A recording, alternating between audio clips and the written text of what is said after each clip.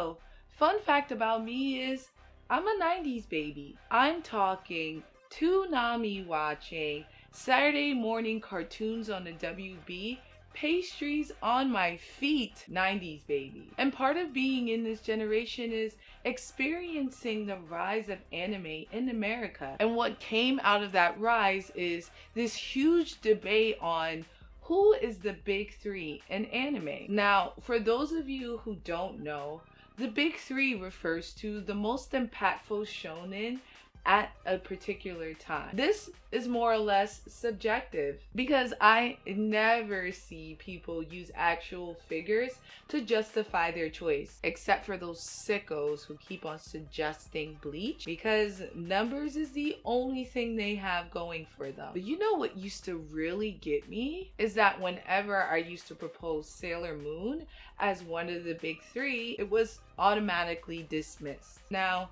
some people may say that's because Sailor Moon is a shoujo and not a shonen. And you know what?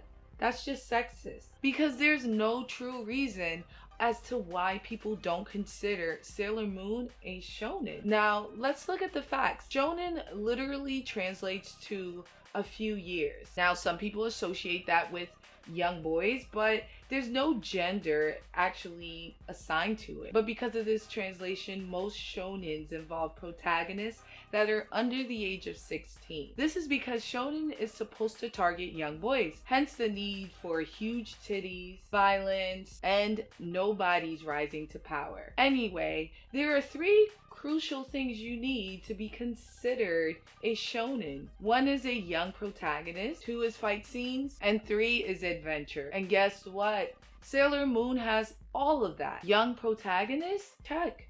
Usagi is around 13 when the show begins. Fight scenes? Check. Usagi starts to put in that work 10 minutes in episode 1.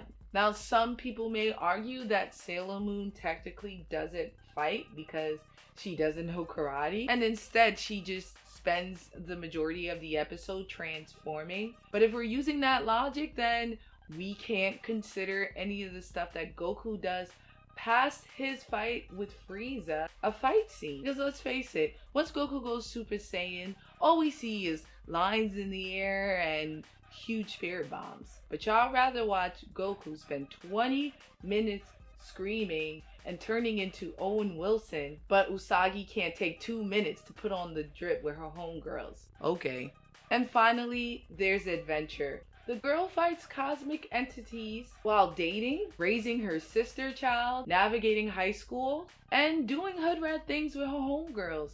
So let's face it, the only reason why y'all don't consider Sailor Moon part of the big three is because all of the women are youthful and there's no bozos out here grabbing their titties at a whim. This is just another example of the media catering to toxic masculinity to suppress fire content created by women. Sailor Moon is honestly just as iconic as Dragon Ball Z, but because it has a bunch of pink, men won't admit that they rock with it. They'd rather vouch for Bleach than admit that Sailor Moon is fire. And that, my friends, is a problem. Do you agree? Let me know your thoughts in my comments below. And if you appreciate my content and want to contribute, be sure to buy me a coffee. The link is also below. But until next time, have a fantastic week, my friends.